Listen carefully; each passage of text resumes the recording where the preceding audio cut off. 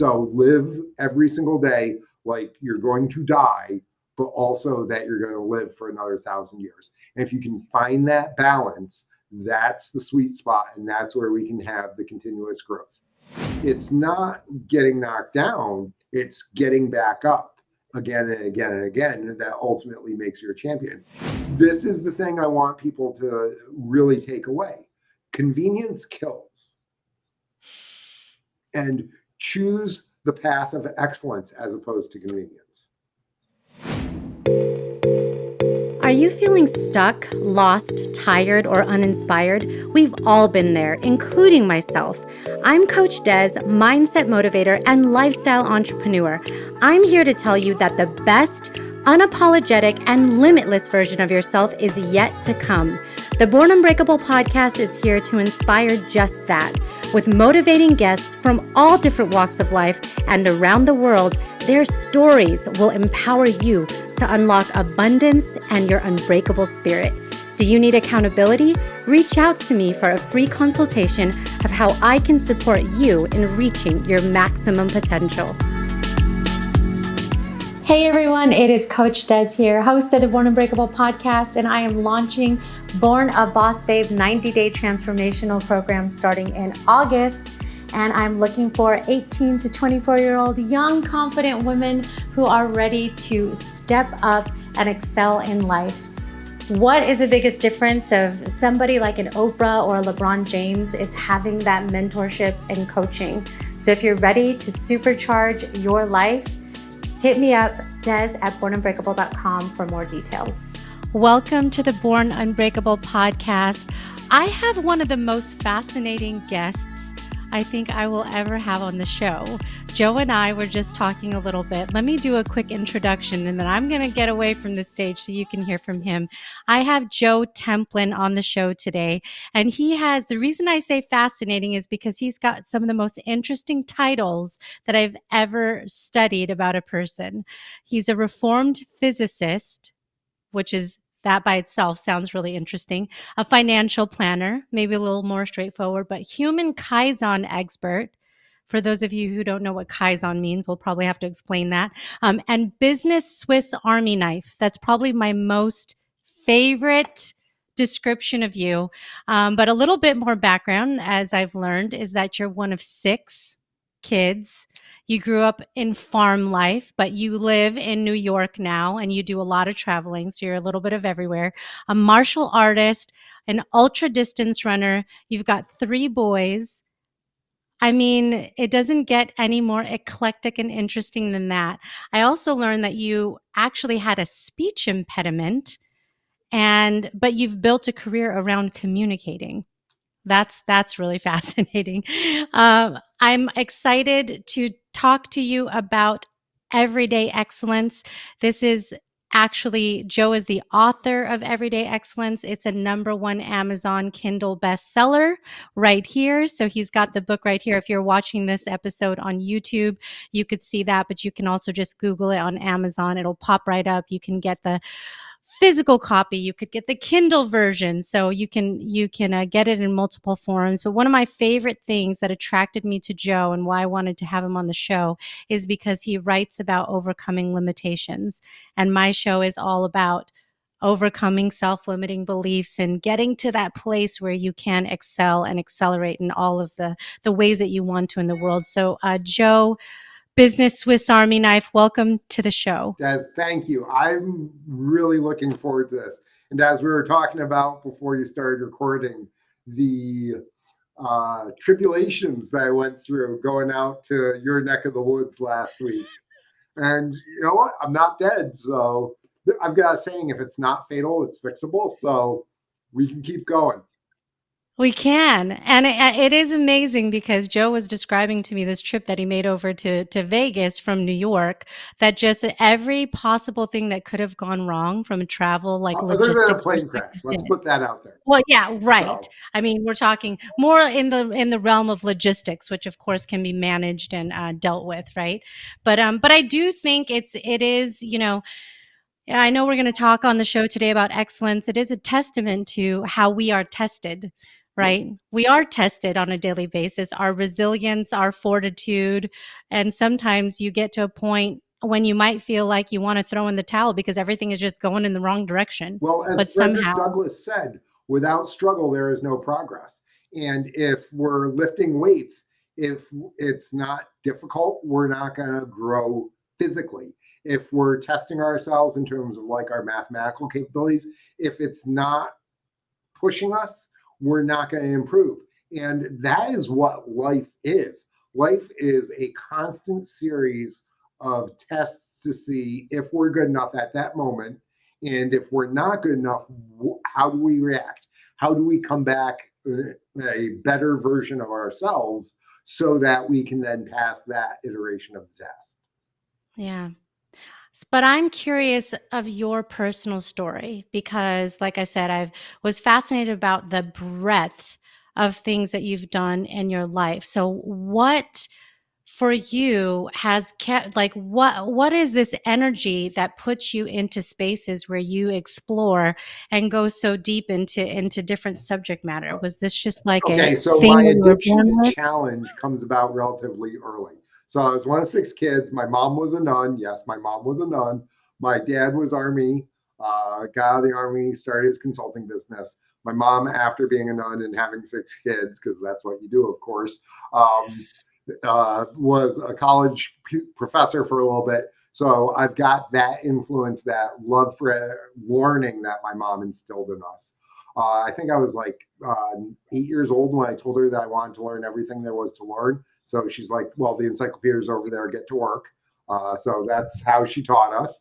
And also always read with an index card so that you can take notes.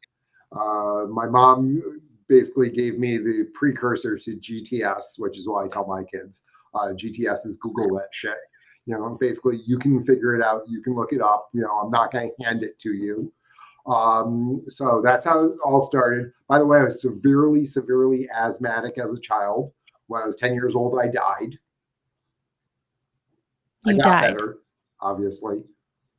But yeah, so flatline, out of the body, seeing the bright lights, deep voice, all that stuff came on back, and that's part of the reason why I'm like this.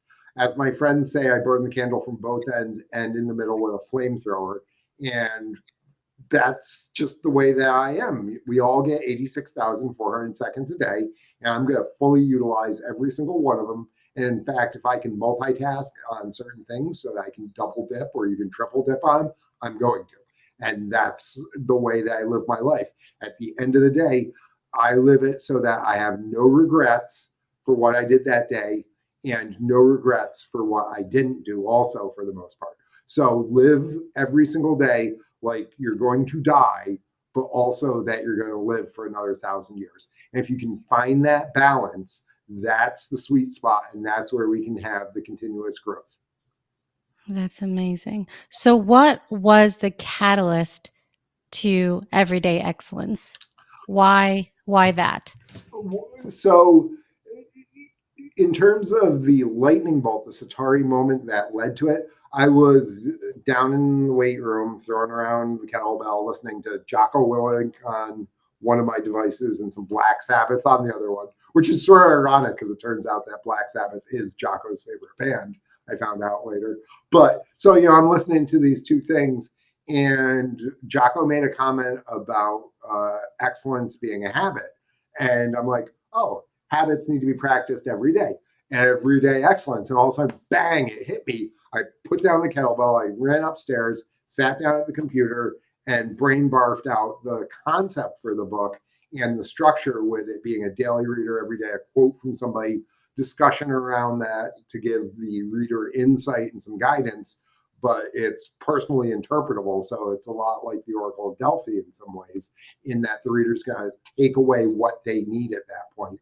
But unlike most of the other daily readers, whether it's a religious daily reader or the Daily Stoic or things like that, I needed to make sure that there was a crystallization, because without action, we just have thought, and that is useless. So every day has an action item where the reader has to actually do something to help crystallize the concepts, to help change their mind and what they're doing.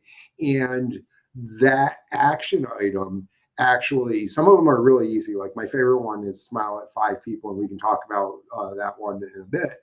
Some of them are sort of tough, like sitting down and writing out, I forgive you, and writing out every reason why you're upset with somebody, and then crossing them out and saying, I forgive you for this reason. I forgive you for this reason. I forgive you for this reason. So some of these are really tough. And I actually every morning still read the book, even though I wrote it. And some of those action items are like, oh, that sucks. That I don't want to do that. Which means that if you get that little bit of squeamishness, that's where growth happens. That's 100% true. It's so funny. At the end of my show, I always say the same thing as a closing, which is, you are your only limit. So take action. Because I do believe that we have a tendency to think about the things we want to do, talk about the things that we want to do, ruminate about the things we want to do, but don't take action And we about the are things we want to probably do. the only animal on earth that has forethought capability, but then does not execute on it. I mean, Yeah. everything else that lives on this planet, whether it's a tree or a goldfish, will grow to the max capacity of its environment, except human beings.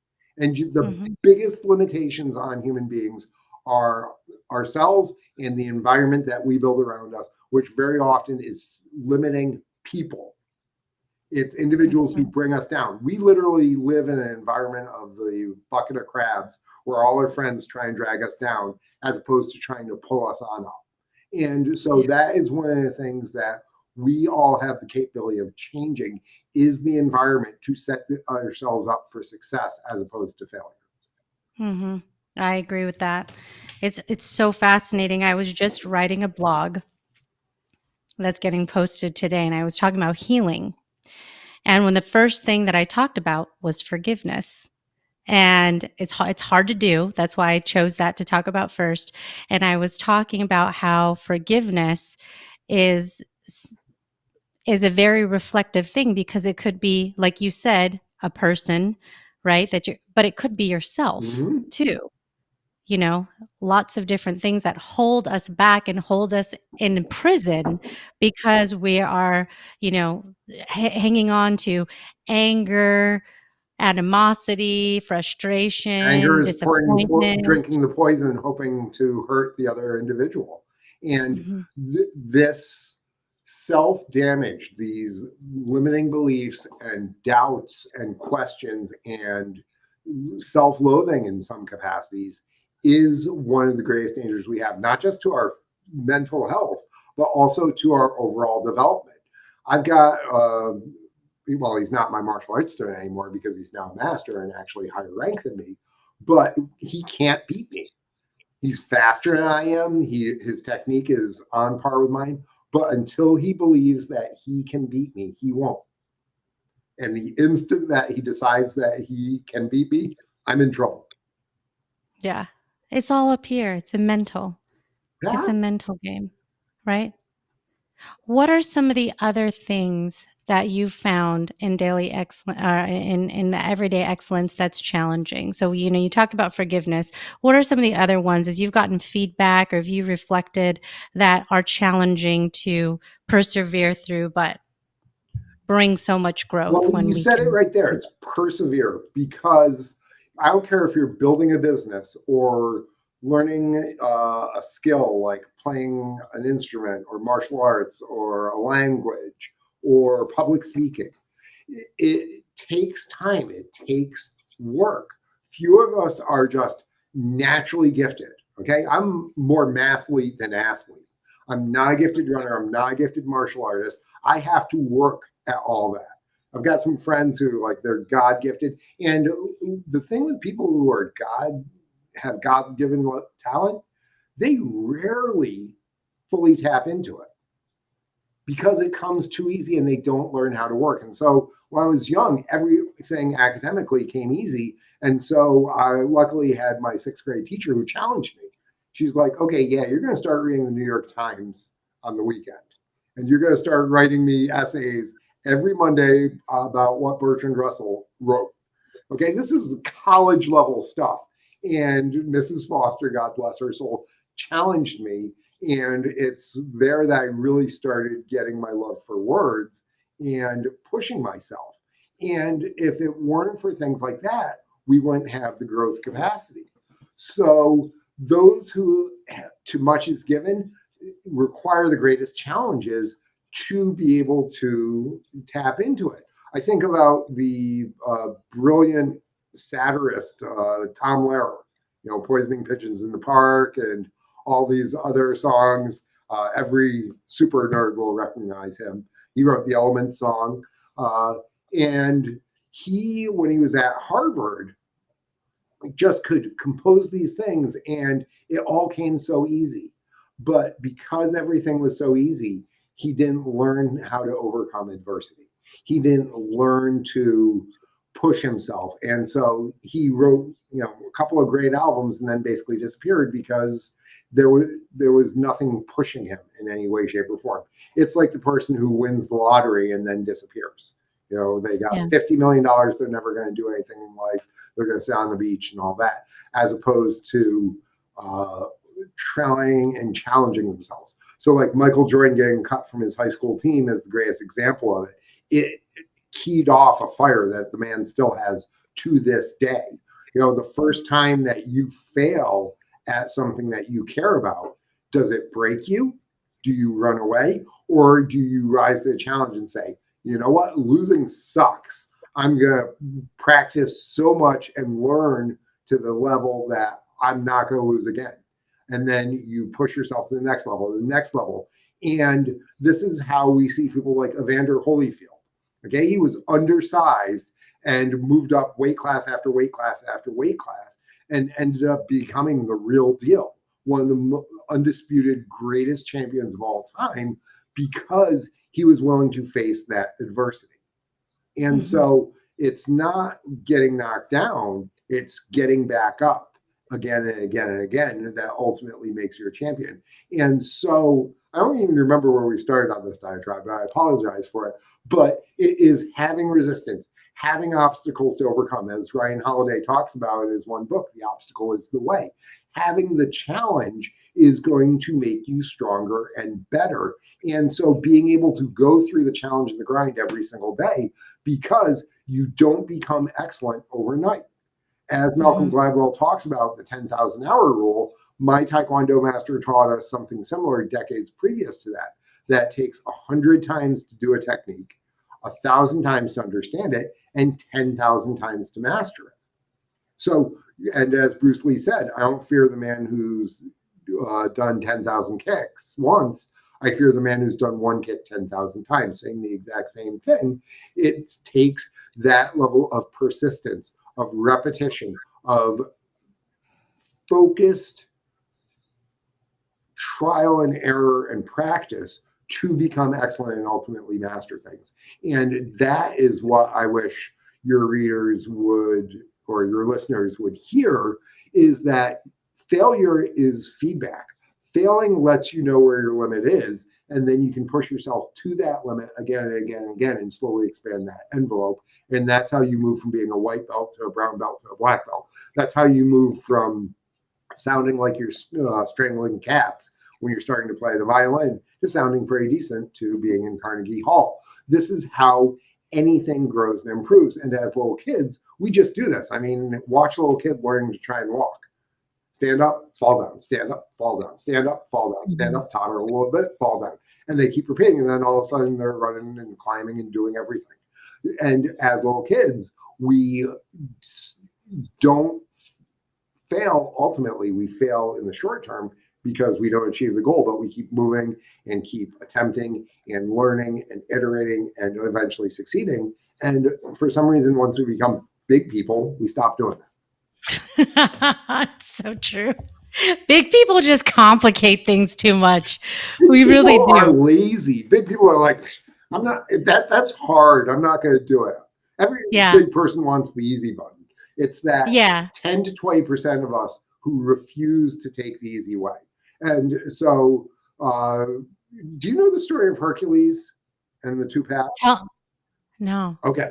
So Ryan Holiday actually talks about this at the Star of Courage is Calling, and it's one of my favorite stories in the world. So young Hercules, when he was still just a demigod, was out one day and he came upon a split in the path. And to the left was this nice, easy road. And there stood this goddess clad in linen, and she offered him every earthly desire. And she said, Hercules, come this way. Life will be easy. You will live a life of hedonic pleasure. It all will be great. You will never suffer. However, once you die, you will pass to the dark realms. So you will have an easy life, but you will not have the pleasure of the future. And after 3 generations, your name will be forgotten. To the right was the bramble path, the hard scrabble way. And there stood a goddess clad in armor. It was dented. And she promised him pain. She promised him suffering. She promised him the labors. And she said, this will be difficult. There will be risk. But if you go this way, if you survive, if you make it through, you will take your place on Olympus as a god, and you will be immortal and remembered forever. So you've got the sinister path that's easy and convenient, or you've got the right way, which is hard and difficult and struggle. And if you go that way, you become a god or goddess. Hercules took the path of difficulty and ultimately ends up being on Olympus. In every situation, we have that dichotomy, those two paths we can choose. We can take the easy or convenient thing. Okay, we can play video games instead of cracking the book and studying. We can avoid the difficult discussion with our business partner or our significant other. We can eat the cupcake instead of eating the healthy food. We can sit on the couch and watch The Bachelor and eat Cheetos instead of putting on our running shoes and going for a run. Right? Or we can take the more difficult path. We can delete that app that takes us to bad places. We can study. We can go run in the rain, even though it's going to suck and I hate doing it, but I do it. Okay? We can avoid the difficult discussion or do the hard work and get up early and go for the run and sit there and write and prepare for the podcast. We can do the easy things, have the convenient life, but every step along that path leads to a more difficult thing down the road versus going down the right way, which is hard up front, but makes things easier long range. Doing the difficult things, building your business, and in your 20s, sacrificing and not going out drinking with your friends and partying, and like living in your cheap grad school apartment still with no phone and TV like I did, so that you can work more, gives you financial freedom. Doing the hard work, going out and running 10 miles means I can eat whatever I want that night. But if I don't go for a run, I don't get to have the cheeseburgers. And I love cheeseburgers. Mm-hmm. Okay? Yeah. So this is the thing I want people to really take away. Convenience kills. And choose the path of excellence as opposed to convenience. Please click the back button and repeat that about a dozen times. Kills. Look at in the United States right now, half of our adults are obese. And that is a lifestyle choice. Okay. As my master taught me decades ago, you dig your grave with your teeth. Now, I love to eat. I run so I can eat. Okay. I love donuts. So like on my last cheat day, which was my birthday, I had 5 donuts on that day because it was my 50th birthday. My last cheat day before that was National Donut Day. I had 10 donuts that day. All I had was donuts and coffee. Even my kids are like, oh my God, what is wrong with you? Okay. But I also, on my birthday, I did a 5-mile run. I did all my Taekwondo forms. I did 500 kettlebell swings. I did 50 pull-ups. And I did 500 punches each hand. You earned those donuts, Joe. Those donuts. As Matthew McConaughey says, earn your Saturday night. I was sitting down with my buddy yesterday, And I told him all about my trip and how horrible it was and everything. And he's like, dude, you need a beer. I'm like, yeah, but I'm not going to have one because I didn't earn it. Let's talk about discipline. I have to Now, be disciplined because I'm ADHD. And discipline equals freedom, as Jocko says. So you set up the parameters, you set up the protocols, and then you can do whatever you want within them. But having the processes, having the protocols, having the discipline then gives you the right to be able to do the things within it. So, like, here's my list of stuff I need to do for the day, other than like the podcasts and the other things that have set times. This is what I need to accomplish to, at the end of the day, have a successful day. And I have now crossed off, all of them.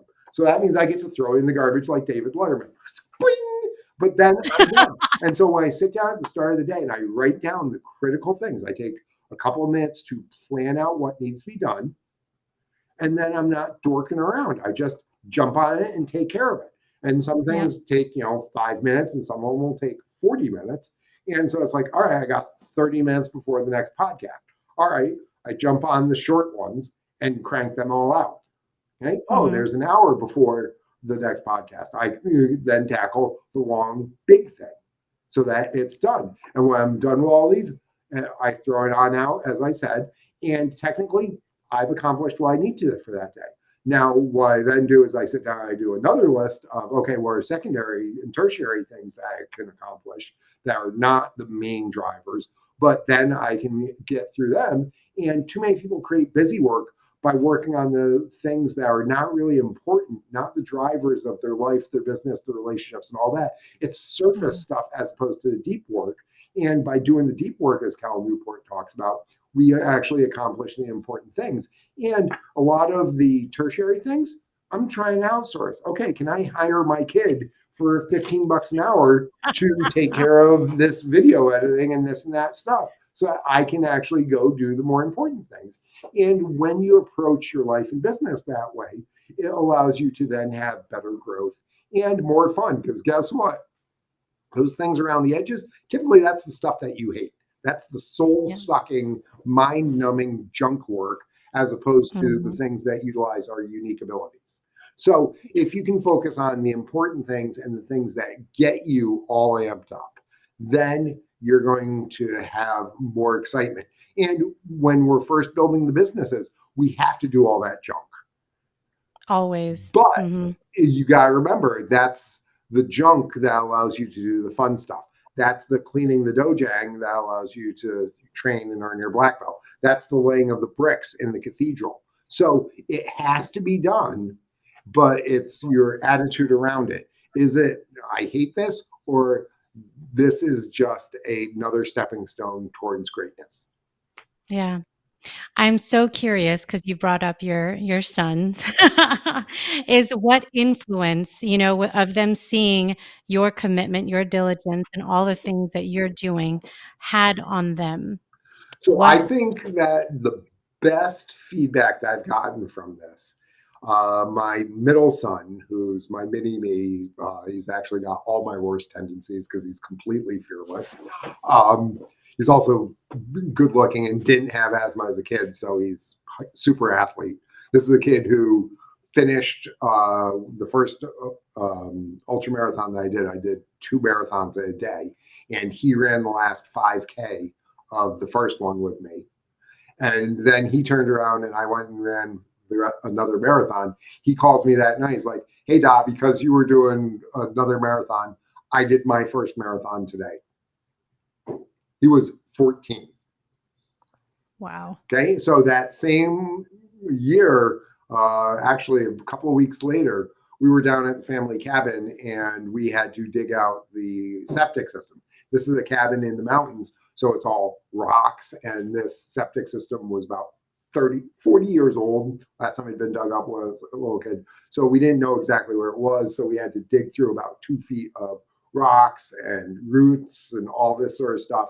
And it literally took us 11 plus hours of hardcore digging and all that. And so he helped out. and I rewarded him with chocolate milk, which is how he likes to be rewarded and everything. And after everything was done, long hard day, we went for a swim in the lake and everything. And we're sitting there, and I'm just talking with him like, "Hey man, good job." And he's like, "Yeah, I worked like a Templin today." I'm like, "Dude, yes, you did." Okay? Legit. So not only did he understand the value of hard work, and we were helping out my dad and contributing to the family environment to do this, but he understood at that point what it meant to be part of Team Templin, and that you have this name to live up to. And so when he said that, I mean, look at me, I'm getting all like misty eyed just talking about him doing this. And so 2 out of my 3 kids have adopted that and understand it and have developed that work ethic. That's incredible. Well, and they see it, right? And Yeah. that's the biggest So thing. I try and model it. And there's an old saying, preach the gospel, and if necessary, use words. So our kids pick up more from observation than by us preaching to them. And it goes beyond this. In our work environment, our young interns, the newest hires, they see what we do. They feel it, they hear it, and they know it. So, for example, when I was still working in an office with a lot of other people, I was the first one in. So I'd go to the gym and be there at 5 a.m. when they opened, go work out and everything, drive on over, be at the office at 6:45. Anybody who came into the office early, because we actually didn't even open the doors till 7, and that's when I'd be seeing my first client. But anybody who showed up early would see I was making the coffee. Here I am, one of the senior guys, biggest producers, and I'm making the coffee because that's what you do. Any of my Taekwondo students who showed on up 45 minutes before class would see me there sweeping the floor, because even though I was the senior student and assistant instructor, that's what you do. So I would show up early, sweep it, and then I'd start training. So they would see me if they showed up 35 minutes early. I was doing the same very basic forms that our white belts were.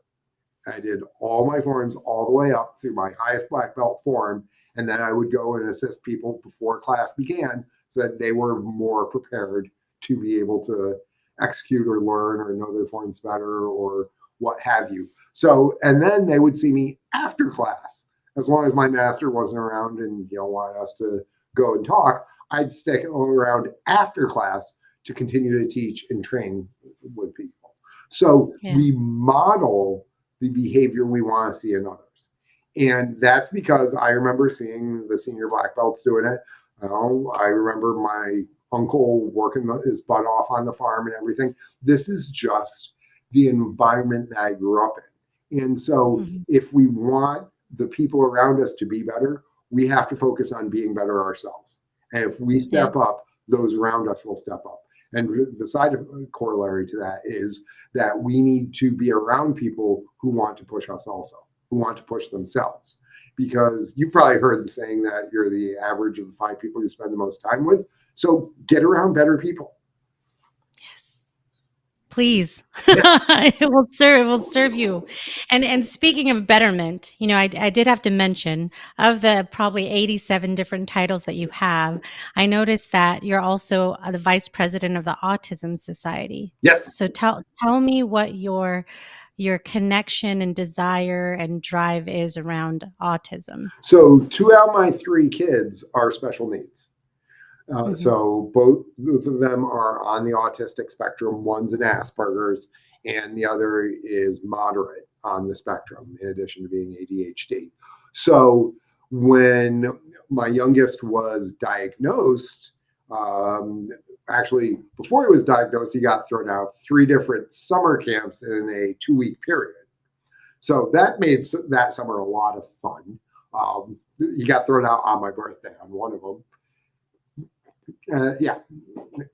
And so we didn't know what was going on. And then like the school told us about a month later, hey, we think it might be this, go get him checked, got him checked. And it's like, part of it's a sigh of relief. Okay, I know what's going on. And part of it's like, holy shit, my kid's got, special needs kid. And, Yep. that means that things are going to completely change. They had to move him out of the school he was in. In fact, he was in 4 different schools in less than a calendar year. Yeah. That's a lot. Yeah. And, so he's in a special program, an 812 classroom, as it's called, with an aide. And he's learning, how to understand himself and how to interact. Needs all sorts of special services. And he's gotten really, really good. But one of the things is that when you first find this out, you realize, all right, my kid might be dependent on me forever. And I have friends who have autistic children who their kids are several steps further along on the spectrum and will be dependent on them financially and otherwise for their entire life. Mm-hmm. So shout out to my buddy Jason, who actually used this as an impetus to build an incredibly successful company, because his son will never be able to drive and have freedom of movement, have that sort of independence. So my friend Jason actually founded a company to actually deal with this. And so his company builds a lot of the technology around self-driving cars. So he's taken what other people could classify as a bad event or a bad situation, and he's used it to improve the world, because 5 years from now, people will be able to get in their cars, and it doesn't matter if they're blind or have dementia or have autism or narcolepsy, which is another big one, or epilepsy. That people with epilepsy can't drive for the most part. They will have the same sort of freedoms that those of us without issues have, those of us who are neuronormal. And so this is a major contribution to society. And so people who can take a negative event and basically Aikido it into something incredibly positive, shout out to them. Yeah. Oh, that's amazing. That is incredible. And so tell me about your next adventure with, obviously, their athleticism is important to you. What's the next big thing that you're getting ready for? It sounds like you've done some marathons recently. What's coming up next for you? So I actually haven't had any big races this year, which is sort of bothered me, because in my feedback today, a bunch of things popped up. Last year on this day, I did the Vermont 100 on a 100, which is 100-mile team relay race. One day, I did 25 or 26 miles. I don't remember, but it was brutally hot. I remember that. It was just ungodly, horribly hot. But it was great. It was a lot of fun. As you can see, I'm addicted to challenge like this. And then actually 6 years ago, I think we did the Peaks to Brews, which was a 240-mile team relay race. That one was nuts, absolutely nuts. In fact, that was so bad we couldn't finish the race because there was a thunderstorm that flooded the finish line. That was cool. Get a canoe and row yourself past. No, they're both like whatever, and and you finish right next to the brewery, and then you get free drinks. And so we had to end around so that we could go and start drinking heavily. It's rehydrating. Yeah. So you've done a lot. Maybe it's a good break for you this year. Well, it's because I broke my leg in January when I was training for a 125-kilometer race. That'll do it. It took a while to get back from that, and then I ended up messing up my hips, training Taekwondo because I'm training for my next rank there. So I'll probably take that rank test sometime over the next couple of months, and I'm trying to get into the hamster wheel, which is a 4-mile loop, whoop, whoop, whoop, that you do for 24 hours. 24 hours? Yep. And actually, the plan is I'm going to do that with my son. I got a special exemption for him because he's a couple months too young to compete in it technically. So what will happen is he's got this exemption. So I'll do 2 or 3 loops, then he'll do 1 loop. I'll do 2 or 3 loops, and he'll do 1 loop. In the end, hopefully we can get our 100+ miles in under 24 hours. And then we'll get really cool belt buckles with zombie hamsters. Oh, yeah, obviously. Yeah, I mean, you've got to get at least that. Jeez. Where is that? Is that in New York No, or is that that one's in somewhere? New Hampshire. Okay. Okay. So I want to get into a couple of questions that'll help people to get to know you even a little better. So the first question I have for you is, what makes you unbreakable, Joe? What makes me unbreakable is the fact that I've been broken before and put myself back together. You know, as Hemingway said, the world tries to break everybody, and those that can't break it kills. So I break and then just put myself back and keep going. So, as I say, if it's not fatal, it's fixable. I'm not dead, so I can keep fighting. So I'm broken, doesn't matter. You know what? Rub some dirt on it, suck it up, buttercup, let's go. And in fact, I learned suck it up, buttercup from my mom when I was like 4 years old. So everybody thought that was a saying from my fraternity. No, my mom told me that many, many years beforehand. So Yeah, you break, you get up, you keep going. You find a way or you make a way, as Hannibal said. that's right. That's that perseverance. That's that perseverance. All right. What is one thing that's on your bucket list? I got a bunch of things on my bucket list, but one of the things that I'm going to do because it terrifies me so much is I am going to jump out of a plane because I'm terrified of heights. I am actually the one fear I have is flying. I'm scared. In fact, that whole uh, Odyssey that I was telling you about, my trip and everything. Mhm. I didn't tell you that like on the first flight there was a whole bunch of turbulence, and so I was like literally in the air sickness bag, and yes, I used it. Yeah, I hate flying, and so I'm going to jump out of a plane because it terrifies me. Is it something that you want to do solo or would you want to have someone with you? Oh, I'm actually looking at again because it's all about the belt buckles. One of my friends from my running team's like, "Hey, how about you? Who's a skydiver? He skydives all the time." He's like, Oh, "Hey, come nice. do this. We jump out of a plane and then we run 10K, and then they give you a belt buckle." I'm like, "Okay, for the belt buckle, I'll jump out of the plane."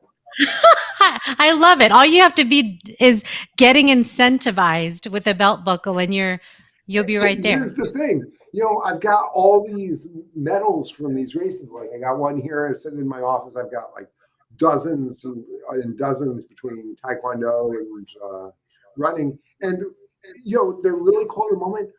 But it's what you become doing it.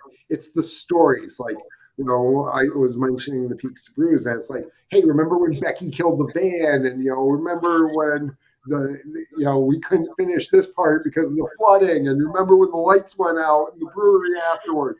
And it's these stories that you keep decades later. I mean, my one taekwondo student still tells people about the tales of Templin from 30 years ago, and like he would go around telling other competitors all these outlandish stories about me, most of which were actually true, to like intimidate them beforehand. And I went and was training with a bunch of the younger black belts, most of which who don't know me because the homeschool is 90 minutes away from me. And one of the other senior masters comes over and is like, "Hey, remember what I was telling you about the trip to Indiana 20 years ago, and that huge break this guy did, the jumping spinning kick and the flying stuff and everything." And the younger black belt's like, "Yeah, yeah, yeah, that's him. That was Joe." And the guy's like, "Oh." Awestruck. Well, you do have a really good last name though for adventure. It just sounds like adventure is supposed to be associated with it. Tale of Templin. Templin. Woo-hoo! Templin. It's so true. I'm just an Okay. average Joe, though, who I refuses to give up. I mean, but that's what's so intriguing about it. That's the thing is that you're showing, but like you said, by example, because it's not just what you say, it's what you do, and that's what's so encouraging about the stories And is it the comes fact that about you're from our showing. habits in a lot of ways. So I get up Mhm. in the morning and I have my half cup of coffee, and then I turn on the coffee pot because I have it ready so that I don't waste time. I sit down, I dump out whatever's in my brain from sleeping. Then I read for about 5-10 minutes, including my own book and all this other stuff. Then I go for either a 2 mile run or for a 20-minute walk. Then I sit down and I write some more. Then I go and I do my taekwondo and weightlifting. and then I sit down and I write for a little bit, and then I shower up, have breakfast, and roll into the day and do what I need to do. And it's just that habit stack, to quote James Clear, Mhm. of setting up like that. I have a saying, win the morning, win the day. So that way I've got a real good jump on the morning, on the day. And from there, even if there's absolute chaos, like the other day with my trip, we will Yeah, make sure that we get something out of it. that's right. But the morning miracle, Hal Elrod, Yeah. that's one of the keys is how you start your morning is the way you set the tone for the day, you know? So I'm really curious the answer to this question. What is a self-limiting belief that you've had to overcome? That I did not deserve love and I did not deserve to make a lot of money.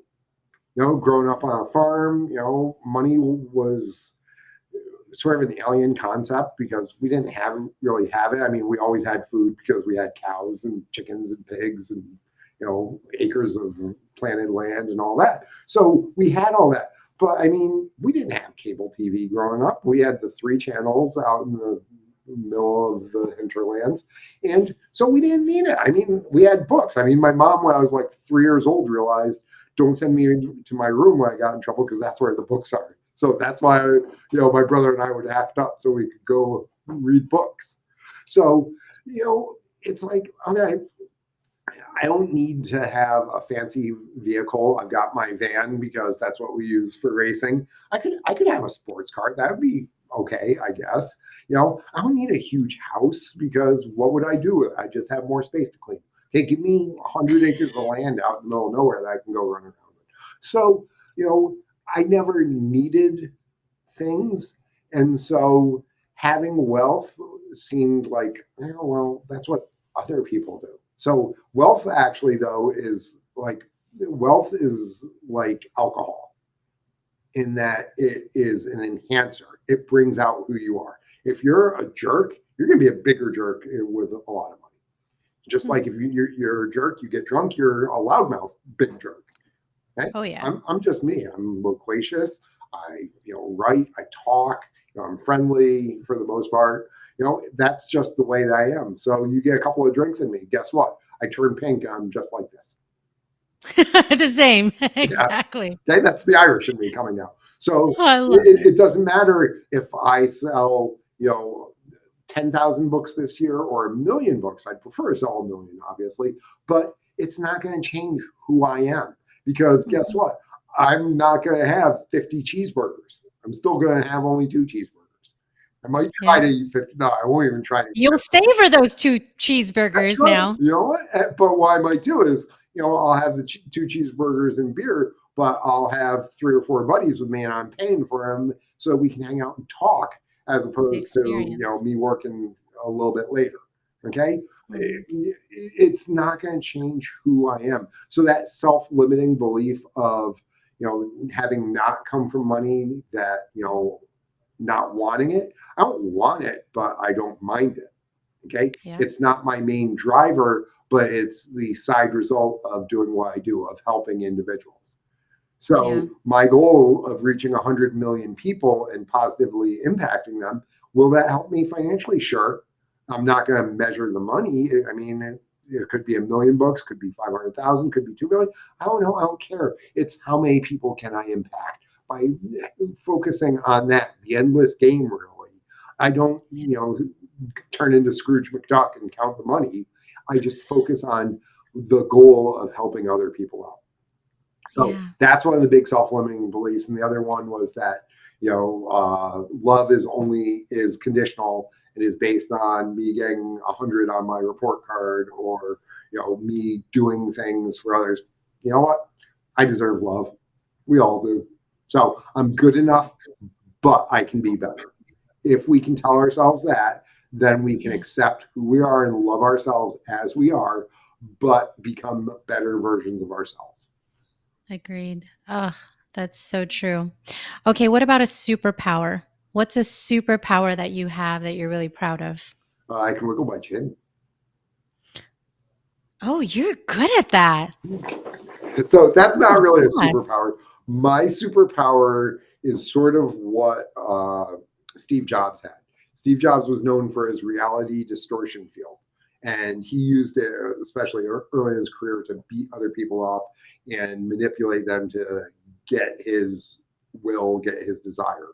But I have, in a lot of ways, was known as the Michelangelo phenomenon, in that I can see the potential. I can see the David in the marble. I can see what people have the capability of becoming. And the question is, can I convey that vision of their potential to them and get them to buy into what it takes to chip away all the extraneous stuff to unleash that potential within them? Yeah.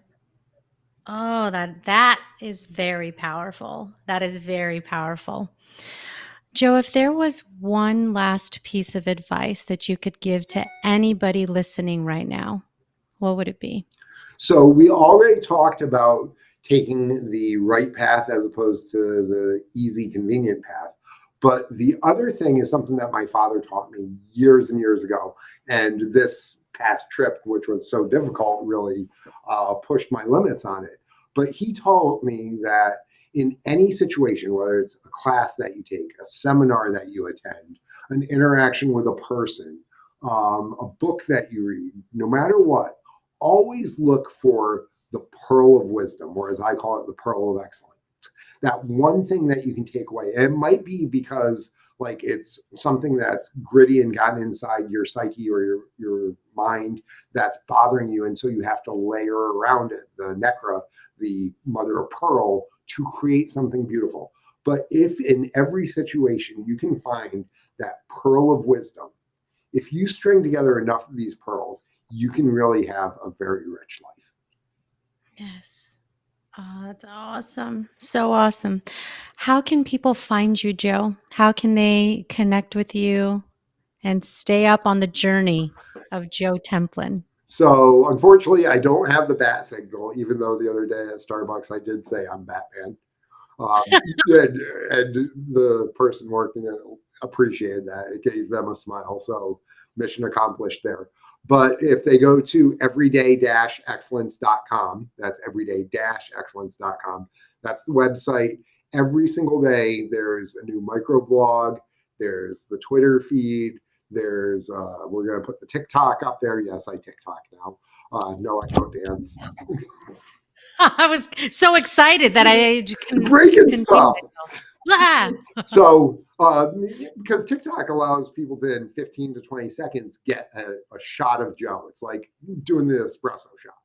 Bang, you're ready to go. So those Yeah. are all different things that I've done to help create an environment for individuals to improve themselves, to unlock their own personal excellence. So there's all these different free tools that I put on out there. You can get the book there, and it's also on Amazon, all these other places.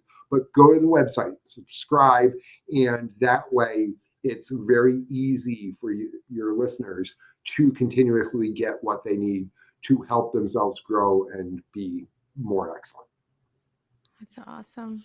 This has been such a tremendous time. I'm so grateful for your time, your wisdom, your energy, and truly your excellence, because I know that just, learning about you and your story is going to inspire and motivate so many people. And now they know where to go to get more of it. So I appreciate you coming on today. Yes, thank you. This has been wonderful. And I hope that I added some value to your listeners today. Tremendously, tremendously. Joe Templin. Talk about energy, charisma, drive, ambition.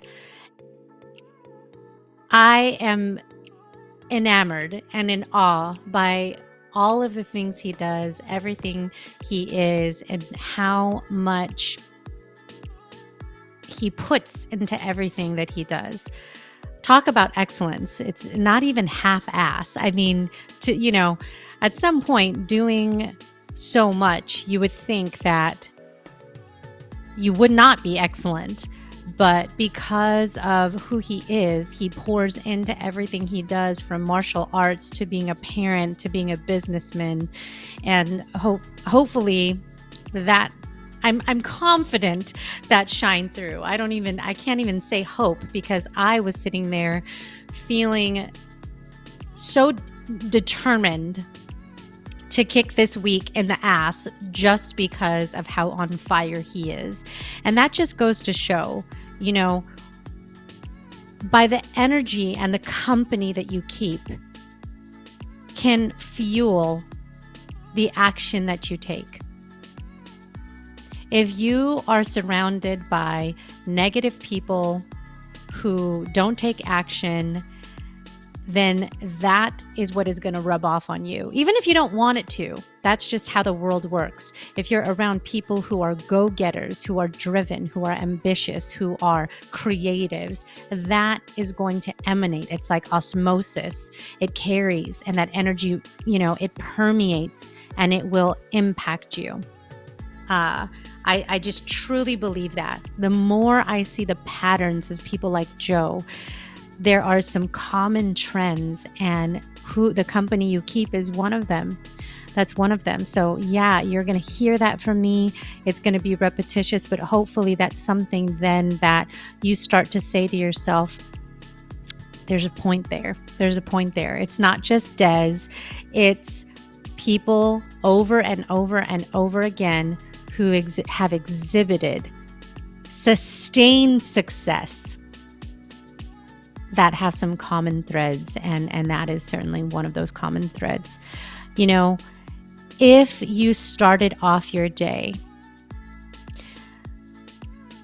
or if you're in the middle of the day, or whenever you're listening to this and you felt at all like you wanted to throw in the towel, that you told yourself you can't, that you're like, this is just too much, this podcast interview should shift your energy and your direction.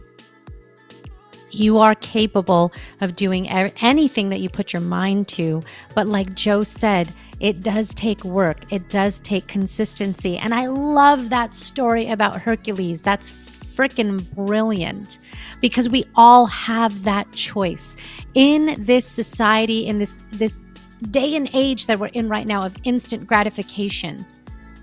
And yeah, I know that I'm on my freaking pedestal about this a lot, but it is pervasive. It is around us all the time. Everything being instantaneous, wanting instantaneous results by putting in minimal effort. The world does not work that way. You need to put your heart, your soul, consistency, and persistence into the things that you want to see results in. I can't tell you how many things I'm working on right now, and day after day, it is a grind. I'm like, shit, I'm just 1 millimeter further than I was yesterday. But guess what? In 15 days, in 30 days, in 45 days, in 60 days, that millimeter will become an inch, a mile, and so much more. But you have to stay after it. Don't be that person that gives up because it was too hard, because you had a bad day, because some person said some shit that got to you. Don't let that happen. Be a person that strives for the excellence that Joe is talking about. Take a breath if you need to. And as he said, it's not when you fail and it's not when you fall. It's when you get back up again and go after it. Go after your dreams. Go after what you want. Chase and pursue those things that you want to be, that you want to do. You have one life. Don't waste it. Such an incredible episode. As I always say, you are your only limit, so take action today. If you haven't already, please subscribe or follow the Born Unbreakable podcast wherever you listen to podcasts so you don't miss an episode. And tune in again, because I have a treat. If you are a true crime fan, like you know I am, if you've followed me for any little piece of time, you've probably figured that out quickly. I am totally a true crime junkie. I have amazing guests. I have the hosts of The Root of Evil coming on my show. Sisters Rasha and Yvette, go look up The Root of Evil right now wherever you listen to podcasts. Tune into it. Let that be the precursor before you listen to their interview that's coming out soon, this month. Okay? So I'm going to leave it at that. I don't want to give away too much, so that way you stay tuned, you follow along, and you look forward to that interview that's coming soon. Thanks for tuning in, and do not miss what's coming up here for the rest of this month on the Born Unbreakable podcast.